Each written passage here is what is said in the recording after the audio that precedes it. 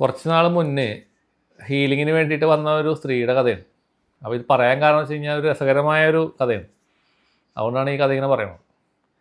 അപ്പോൾ ഇവർ ഇതുപോലെ ഹീലിംഗ് ബുക്ക് ചെയ്ത് ഫോട്ടോ അയച്ചു തന്നു. അത് തന്നെ നമ്മൾ റീഡ് ചെയ്ത് പറഞ്ഞു ഇങ്ങനെ എനർജി ഉണ്ട്, എനർജി ഉണ്ട് എന്ന് പറഞ്ഞു. അപ്പോൾ അവർ പറഞ്ഞു എന്നാൽ ഹീലിംഗ് ചെയ്യണമെന്ന് പറഞ്ഞു. അപ്പോൾ അവർ ഫീസൊക്കെ നമുക്ക് അയച്ചു തന്നു. അങ്ങനെ വീഡിയോ കോളിൽ വന്നിരിക്കുകയാണ്. വീഡിയോ കോളിൽ വന്നിരുന്ന് കഴിഞ്ഞപ്പോൾ ഞാനിങ്ങനെ നോക്കുമ്പോൾ ഒരു സോളിൻ്റെ പ്രസൻസ് എനിക്ക് ഫീൽ ചെയ്യാൻ പറ്റി. നേരത്തെയൊക്കെ നമ്മൾ ഒരാൾ ഫോട്ടോ അയച്ചു കഴിഞ്ഞാൽ ഈ സോളാണോ അല്ലെങ്കിൽ ശത്രുക്കൾ അയച്ചേക്കണ ബാധകളോ വല്ലതൊക്കെയാണോ, ശത്രുക്കളുടെ വല്ല ക്രിയകളൊക്കെയാണോ എന്നൊക്കെയുള്ള പറഞ്ഞു കൊടുക്കാറുണ്ടായിരുന്നു. അത് നോക്കിയിട്ടാണ് നമ്മൾ പറയണത് ഇന്നതാണ് എന്നൊക്കെ പറയും. പക്ഷേ ഞാൻ ഈ വർക്ക് ചെയ്ത് ഇപ്പോൾ ഏതാണ്ട് ഒന്നിച്ചെല്ലാം വർഷമായി പണി തുടങ്ങിയിട്ട്. വാസ്തവം പറഞ്ഞാൽ എനിക്കിപ്പോൾ തേടായി ചക്രയിൽ കൂടെയൊക്കെ ഒന്നും നോക്കി കണ്ടുപിടിക്കാനൊന്നും പഴയ പോലെ പറ്റണില്ല. കാരണം റെസ്റ്റ് ഇല്ലാത്തതിൻ്റെ ഒരു പ്രശ്നമുണ്ട്. ഈ ഡെയിലി വർക്ക് ചെയ്ത് വർക്ക് ചെയ്യാൻ എനിക്ക് കുഴപ്പമൊന്നുമില്ല. വർക്ക് അതിനെ ഭംഗിയായിട്ട് എനിക്ക് ചെയ്യാൻ പറ്റുന്നുണ്ട്. പക്ഷേ തേടായി ഉപയോഗിച്ചിട്ട് അത് കണ്ട് അല്ലെങ്കിൽ അത് മനസ്സിലാക്കി ഇങ്ങനെ ആൾക്കാർക്ക് പറഞ്ഞു കൊടുക്കാനായിട്ട് പറ്റാത്തൊരവസ്ഥയിലേക്ക് എത്തി. അപ്പോൾ ഇനിയിപ്പോൾ വർക്കുകളൊക്കെ നമ്മൾ കുറക്കാനായിട്ടുള്ള പ്ലാനാണ്. ഡെയിലി 4 വർക്ക് 3 എണ്ണമൊക്കെ ചെയ്തിരുന്നു. ഇനിയിപ്പോൾ അത് 1-2 വർക്കുകളാക്കി അടുത്ത മാസം മുതൽ ചുരുക്കാനാണ് ഇപ്പോൾ ഉദ്ദേശിക്കുന്നത്. കാരണം എനിക്ക് റെസ്റ്റില്ല. എൻ്റെ വീഡിയോ കാണുന്ന ആളുകൾക്ക് എന്നെ കാണുമ്പോൾ മനസ്സിലാവും ഞാൻ എത്രത്തോളം ടയേർഡായി എന്നുള്ളത്. ആദ്യത്തെ ഫസ്റ്റ് എൻ്റെ വീഡിയോയിൽ നോക്കിക്കഴിഞ്ഞാൽ എൻ്റെ ഫേസൊക്കെ ഇതുപോലെയല്ല. ഇപ്പോൾ ഫേസൊക്കെ മാറി തുടങ്ങി. അപ്പോൾ എൻ്റെ ആരോഗ്യം ഞാൻ സൂക്ഷിക്കേണ്ടത് എൻ്റെ ഫാമിലിയുടെ കൂടി ആവശ്യമാണ്. അപ്പോൾ അങ്ങനെ ഞാനത് മനസ്സിലാക്കുന്നു. ഇനിവേ കുറച്ച് തീർത്ഥാടന യാത്രകളും അങ്ങനെയൊക്കെയുള്ള പരിപാടികളൊക്കെ ആയിട്ട് ഇനി ഒന്ന് കുറച്ച് മാറ്റങ്ങൾ വരുത്താനായിട്ട് ആഗ്രഹിക്കുകയാണ്. നടക്കില്ല നമ്മളോട്. ഇനി എന്തായാലും ദേവി എല്ലാം തീരുമാനിക്കട്ടെ എന്ന് വിചാരിക്കുന്നു. അപ്പോൾ ഈ സ്ത്രീയുടെ കഥയിലേക്ക് വരാം. ഈ സ്ത്രീ ഇങ്ങനെ വന്ന് ഇരുന്നു. അപ്പോൾ ഞാനിങ്ങനെ ചെസ്റ്റ് നോക്കുമ്പോഴേക്കും ഒരു സോള്, അഗ്രസീവായൊരു സോള് ഈ സ്ത്രീയുടെ കൂടെ ഇരിക്കുന്നുണ്ട്. അപ്പോൾ ഹീലിംഗ് തുടങ്ങി. അപ്പോൾ എൻ്റെ ഹീലിംഗ് എങ്ങനെയാണെന്നുള്ളത് ചെയ്യാൻ വന്നേക്കുന്ന ആൾക്കാർക്ക് അറിയാം.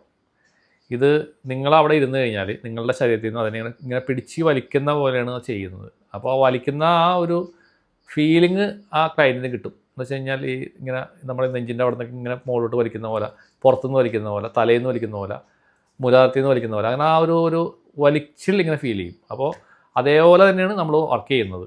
നമ്മൾ ഇരുന്ന് കഴിഞ്ഞാൽ ആദ്യത്തെ ഒരു 20 മിനിറ്റ് സമയമാണ് നമ്മൾ ഇങ്ങനെ അത് വലിക്കാനാണ് വേണ്ടി ഉപയോഗിക്കുന്നത്. അത് ഞാനെല്ലാം ആക്ച്വലി ചെയ്യുന്നത് എന്നിലൂടെ ദേവി ചെയ്യുന്ന പരിപാടിയാണ്. അപ്പോൾ ഞാൻ വീണ്ടും എല്ലാ വീഡിയോയിലും പറയാറുള്ള കാര്യമാണോ, എനിക്കത് ആ ഒരു കഴിവ് അല്ലെങ്കിൽ അത് തന്നിട്ടുണ്ട്. പക്ഷേ ദേവി തന്നെയാണ് വന്നിട്ട സമയത്ത് അത് ചെയ്ത് നിങ്ങളുടെ ഹീലിംഗ് നടത്തുന്നത്.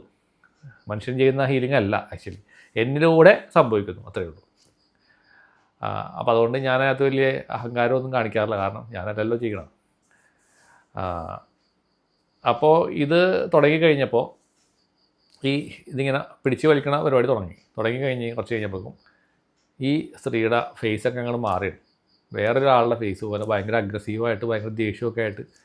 പിന്നെ നമ്മളെ ഈ നാടക നടികൾ സംസാരിക്കുന്ന പോലെ, നാടകത്തിലെ നടികളൊക്കെ ഇങ്ങനെ ഡയലോഗൊക്കെ പറയൂലേ, അതുപോലുള്ള പരിപാടികൾ തുടങ്ങി. അപ്പോൾ എനിക്ക് മനസ്സിലായി ഇവർ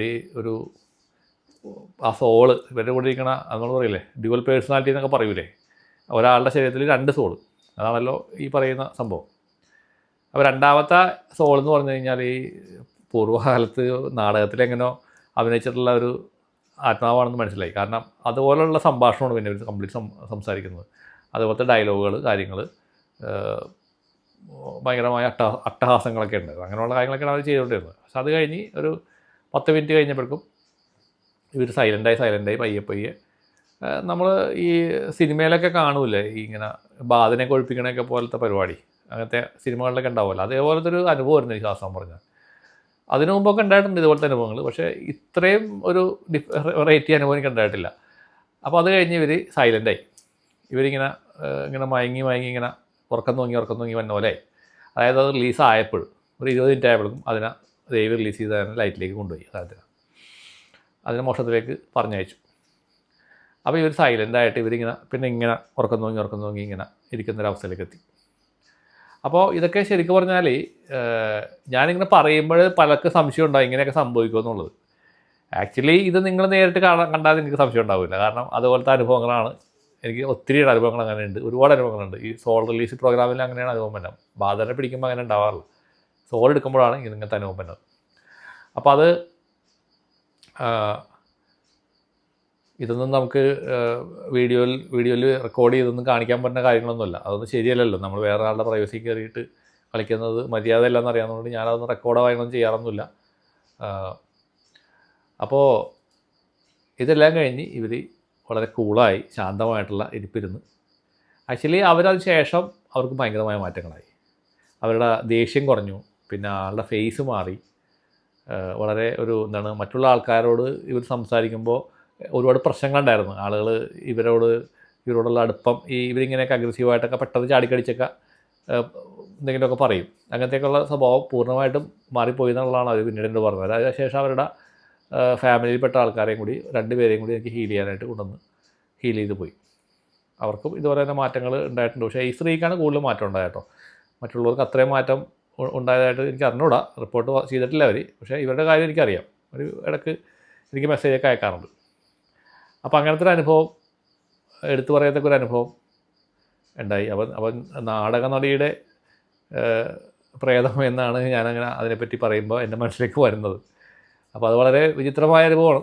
അപ്പോൾ അങ്ങനെയുള്ള വെറൈറ്റി ആയിട്ടുള്ള അനുഭവങ്ങൾ ഞാൻ ഷെയർ ചെയ്യാം. കാരണം നിങ്ങൾക്ക് കേൾക്കുമ്പോൾ ഒരു കൗതുകമുള്ളൊരു കാര്യമാണെന്ന് തോന്നണം. പിന്നെ വിശ്വസിക്കാൻ ബുദ്ധിമുട്ടുള്ള ആൾക്കാർ വിട്ടുകളയുക, അത്രേ പറയാനുള്ളൂ. കാരണം വിമർശകന്മാരെല്ലായിടത്തും ഉണ്ടാവുമല്ലോ, ഒന്നും പറയാനില്ല. അപ്പോൾ എല്ലാവർക്കും നന്മകൾ വരട്ടെ. നന്ദി, നമസ്കാരം.